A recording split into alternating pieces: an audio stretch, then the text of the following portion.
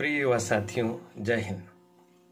इस वीडियो में हम आपको यह बताने जा रहे हैं कि राष्ट्रीय शिक्षा नीति 2020 के अंतर्गत बीए, बीकॉम, बीएससी, बीएचएससी, बीबीए, बीसीए आदि कोर्सेज में फर्स्ट ईयर और सेकंड ईयर में पढ़ने वाले विद्यार्थियों को परीक्षा में किस तरह से उत्तर लिखना है, उन्हें कितना समय मिलेगा और कैसे उस समय का मैनेजमेंट करें ताकि आप परीक्षा में अधिक से अधिक अंक ला सकेंगे। यह वीडियो खास करके उन विद्यार्थियों के लिए ज़्यादा उपयोगी होगा जो पहली बार राष्ट्रीय शिक्षा नीति के अंतर्गत परीक्षा दे रहे हैं, यानी अभी फर्स्ट ईयर में पढ़ रहे हैं। यह करियर एडवाइस चैनल है, इसे आप सब्सक्राइब कर दीजिए और बेल आइकॉन भी प्रेस कर दीजिए। बहुत बहुत धन्यवाद। साथियों, यह वीडियो मध्य प्रदेश के सभी विश्वविद्यालयों के सभी कॉलेजेस के स्टूडेंट्स के लिए लाभदायक है। साथियों, देखिए कि यदि आप फर्स्ट ईयर में पढ़ रहे हैं तो आपके पास जो प्रश्न पत्र का पैटर्न होगा वो बहुत ही स्पष्ट है। उस पैटर्न को आप ध्यान में रखिए और उसके अनुसार तैयारी कीजिए। पैटर्न क्या है फर्स्ट ईयर का? फर्स्ट ईयर का पैटर्न यह है कि आपका पेपर 3 भागों में बटा हुआ रहेगा। अति लघु उत्तरीय प्रश्न, लघु उत्तरीय प्रश्न और दीर्घ उत्तरीय प्रश्न। फर्स्ट ईयर का जहाँ तक सवाल है, अति लघु उत्तरीय प्रश्न वाले खंड में आपको 3 प्रश्नों के उत्तर लिखना है। सामान्यतः अधिकांश विश्वविद्यालय इन 3 प्रश्नों के अथवा में एक एक प्रश्न देते हैं, यानी आपके पास हर प्रश्न के लिए एक ऑप्शन होगा। 2 में से किसी एक प्रश्न को चुनकर आप लिख सकेंगे। सरल भाषा में कहें तो खंड अ में यानी अति लघु उत्तरीय प्रश्नों के खंड में कुल 6 प्रश्न होंगे, जिनमें से 3 प्रश्न आपको करने होंगे। लेकिन ये जो 3 प्रश्नों का विकल्प है, ये आंतरिक विकल्प है, इस बात को ध्यान रखिए। प्रत्येक प्रश्न का उत्तर आपको सिर्फ 50 शब्दों में लिखना है। 50 शब्दों में लिखना है, इसका मतलब आप समझ लीजिए कि जो उत्तर पुस्तिका आपको मिलती है परीक्षा में, उसकी चौड़ाई काफ़ी होती है और आराम से 7-8 शब्द एक लाइन में लिखे जा सकते हैं। यदि आप 7 शब्द भी औसतन एक लाइन में लिखते हैं तो मुश्किल से 6 लाइन में आपका उत्तर हो जाता है। एक अति लघु उत्तरीय प्रश्न का उत्तर 6 लाइन में हो जाता है। 6 लाइन लिखने में मुश्किल से आपको 5 मिनट लगेंगे यदि आपकी तैयारी बहुत अच्छी है। 3 अति लघु उत्तरीय प्रश्नों के उत्तर लिखने में मुश्किल से आपको 15 से 20 मिनट का समय लगेगा। जैसा कि आपको ज्ञात है और नहीं पता है तो आप जान लीजिए कि वोकेशनल कोर्स के अलावा अन्य जितने भी विषयों के पेपर हैं, चाहे वो मेजर हो, माइनर हो या इलेक्टिव पेपर हो, इन पेपर्स को हल करने के लिए आपको 3 घंटे का समय मिलता है। फाउंडेशन कोर्स के पेपर्स के लिए प्रत्येक पेपर के लिए आपको 1 घंटे का समय मिलता है और वोकेशनल कोर्स के पेपर्स को हल करने के लिए आपको 2 घंटे का समय मिलता है।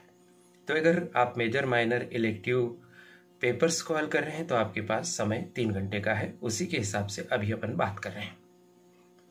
अति लघु उत्तरीय प्रश्न के खंड को आपने 15 से 20 मिनट में हल कर दिया। अब दूसरे क्रम पर हम पहुंचते हैं तो लघु उत्तरीय खंड होता है। लघु उत्तरीय खंड में आपको 4 प्रश्नों के उत्तर लिखने होते हैं। इसमें भी आपको आंतरिक विकल्पों की सुविधा होती है। लघु उत्तरीय प्रश्नों के उत्तर लिखने के लिए अधिकतम शब्द सीमा 200 शब्द है। अगर हम 7 शब्द के औसत को ध्यान में रखें तो 30 लाइन में हमारा लघु उत्तरीय प्रश्न का उत्तर लिखा जा सकता है। 30 लाइन का मतलब होता है लगभग 1.5 पेज।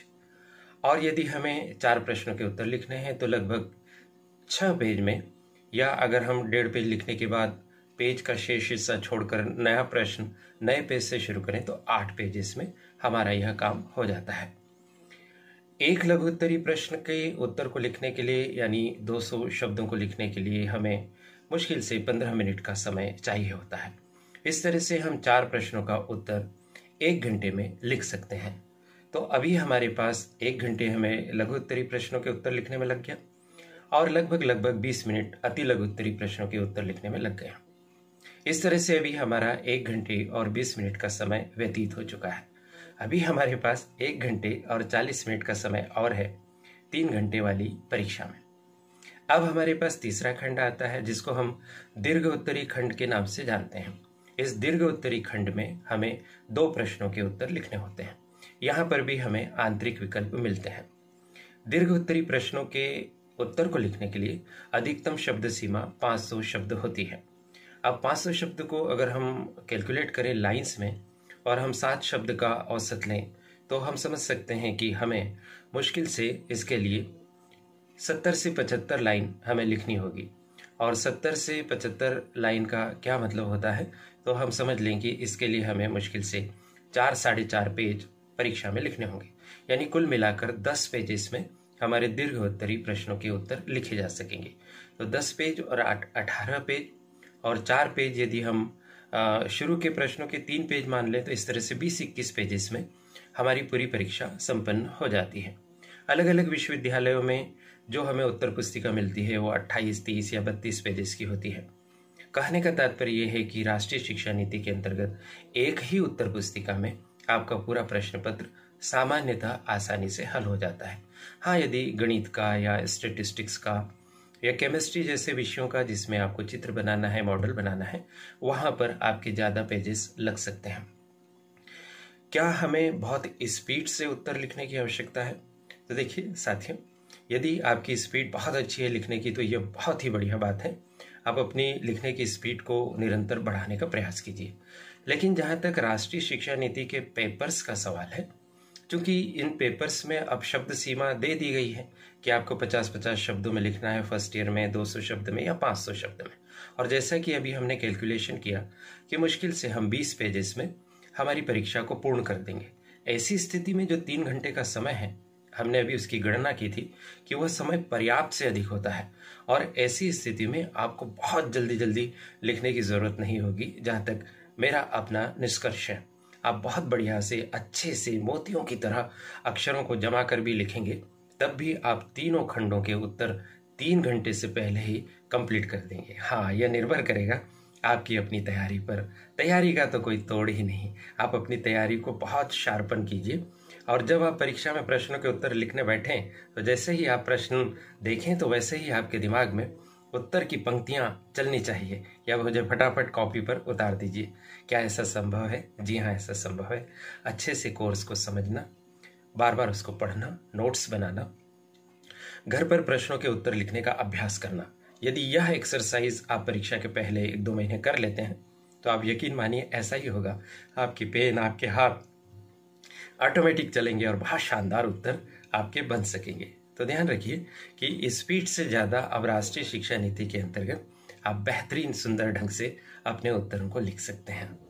सेकंड ईयर का जहाँ तक सवाल है, तो जैसा कि उच्च शिक्षा विभाग के द्वारा जारी किए गए सिलेबस में परीक्षा योजना खंड में लिखा हुआ है कि अब सेकंड ईयर में अति लघुत्तरी प्रश्नों के स्थान पर वस्तुनिष्ठ प्रश्न पूछे जाएंगे। अभी वस्तुनिष्ठ प्रश्नों की संख्या के बारे में कुछ सुनिश्चित नहीं है, लेकिन अगर अनुमान लगाएं कि अति लघुत्तरी प्रश्न जो 12 अंक के आते थे, अगर उसको रिप्लेस करके वस्तुनिष्ठ प्रश्न आ रहे हैं तो वो भी 12 अंक के होंगे। और ऐसी स्थिति में हम अंदाज लगा सकते हैं कि 12 वस्तुनिष्ठ प्रश्न आपके पूछे जा सकते हैं यदि परीक्षा की योजना के अंतर्गत लघुत्तरी प्रश्न और दीर्घोत्तरी प्रश्नों के अंकों और संख्याओं में किसी प्रकार का परिवर्तन न किया जाए। तो ऐसी स्थिति में ऑब्जेक्टिव क्वेश्चंस के उत्तर में तो हमें केवल प्रश्न का क्रमांक और उसका जो सही विकल्प है वही लिखना होता है। उसमें पूरा प्रश्न उतारने की जरूरत नहीं होती है। जैसे मान लीजिए कि एक प्रश्न आपसे पूछा गया इतिहास में कि भारत का नेपोलियन किसे कहते हैं, और उसमें 4 विकल्प दिए हुए हैं। अ चंद्रगुप्त मौर्य, ब में अगर मान लीजिए दिया हुआ है समुद्रगुप्त, स हर्षवर्धन और द कनिष्क। तो जैसा कि आप जानते हैं इसका उत्तर समुद्रगुप्त है। तो आपको प्रश्न क्रमांक 1 डालकर उसके सामने ब और ज़्यादा से ज़्यादा उसके सामने समुद्रगुप्त लिखना है। इतना से लिखने में कितनी देर लगेगी? यानी ऐसी स्थिति में ऑब्जेक्टिव खंड आप मुश्किल से 10 मिनट में ही हल कर सकें। हाँ, ये बात अलग है कि ऑब्जेक्टिव प्रश्नों के उत्तर के लिए आपको डीप स्टडी करने की जरूरत पड़ेगी, क्योंकि किसी भी तथ्य को ऑब्जेक्टिव क्वेश्चन के रूप में परीक्षक आपके सामने रख सकता है। अति लघुत्तरी प्रश्नों की तुलना में ऑब्जेक्टिव क्वेश्चंस की तैयारी ज़्यादा समय की मांग करती है। और हाँ, ये बात भी सत्य है कि ऑब्जेक्टिव क्वेश्चंस अगर आपके पूरे सही हुए तो आपको उसमें 100% अंक मिलेंगे। लेकिन अति लघुत्तरी, लघुत्तरी और दीर्घोत्तरी प्रश्नों के उत्तर में परीक्षक की कंसेप्ट पर, परीक्षक की इच्छा पर और परीक्षक की अपनी मूल्यांकन पद्धति पर निर्भर करेगा कि आपको 4 में से या 7 में से या 15 में से कितने अंक वो प्रदान करेंगे। लेकिन अगर आपने सुंदर अक्षरों में तथ्यपूर्ण, विश्लेषण युक्त, अति लघुत्तरी, लघुत्तरी, दीर्घ उत्तरी प्रश्नों के उत्तर लिखे तो नंबर काटने की आशंकाएं बहुत कम होती हैं। हमने ऐसे विद्यार्थी देखे हैं जो 70 में से 60 से अधिक अंक लिखित परीक्षा में पेपर्स में लाए हैं। जहाँ तक वोकेशनल कोर्स का सवाल है तो वोकेशनल कोर्स में आपको 2 घंटे का ही समय मिलेगा और निर्देश ये दिए गए हैं वोकेशनल कोर्स के लिए कि इसमें शब्दों की सीमा घटा दी जाए, जैसे 50 शब्द, 150 शब्द और 250 शब्द। यदि ऐसा कर देते हैं तो 2 घंटे का समय इसमें भी पर्याप्त होता है और हम आसानी से इसके उत्तर लिख सकते हैं। वोकेशनल कोर्स के नए पैटर्न के बारे में जैसे ही कोई अपडेट उच्च शिक्षा विभाग या विश्वविद्यालयों द्वारा जारी किया जाएगा, वीडियो के माध्यम से आपको सूचित किया जाएगा। हाल फिलहाल आप ऐसा करिए कि अपने अपने जो कोर्सेस हैं, जो पेपर्स हैं, उनके कुछ महत्वपूर्ण प्रश्नों की सूची बनाइए और उनके उत्तर तैयार कीजिए, उनके नोट्स लिखिए और उन्हें बार बार पढ़िए और सोचिए कि अगर इस पर अति लघु उत्तरी प्रश्न आएगा तो कैसे लिखेंगे, लघु उत्तरी प्रश्न आएगा तो कैसे और दीर्घ उत्तरी प्रश्न आएगा तो कैसे। उदाहरण के तौर पर अगर आइडिया आप भारत वाले पेपर में एक प्रश्न आता है कि प्राचीन काल की भारतीय शिक्षा पद्धति पर का विवेचन कीजिए। अगर अति लघु उत्तरी में आए तो 50 शब्दों में लिखना होगा इसका उत्तर, जिसमें हम सामान्यतः बताएंगे कि गुरुकुल प्रणाली थी और शिक्षा की व्यवस्था उत्कृष्ट थी, जिसमें शस्त्र और शास्त्र दोनों की शिक्षा दी जाती थी और तक्षशिला, वल्लभी, नालंदा जैसे शिक्षा केंद्र थे। ये 50 शब्द हो गए, तथ्यपूर्ण बात आ गई। इसी तरह से इसी को 200 शब्दों में करना होगा तो थोड़ा डिटेल कर लेंगे और 500 शब्दों में करना होगा तो और अधिक डिटेल में हम इसका वर्णन कर देंगे। तो आज के इस वीडियो में बस इतना ही और इस क्रम को हम जारी रखेंगे। आपकी तैयारी को, आपकी परीक्षा में प्रेजेंटेशन को बेहतर से बेहतर बनाने के लिए यह चैनल मदद करेगा। मुझे इस पर अपनी बात कहने का अवसर मिला, इसके लिए करियर एडवाइस चैनल की संचालिका प्रीति गुलवानिया जी और उनकी परिश्रमी टीम के प्रति बहुत बहुत आभार। आप सभी को शुभकामनाएं। नमस्कार।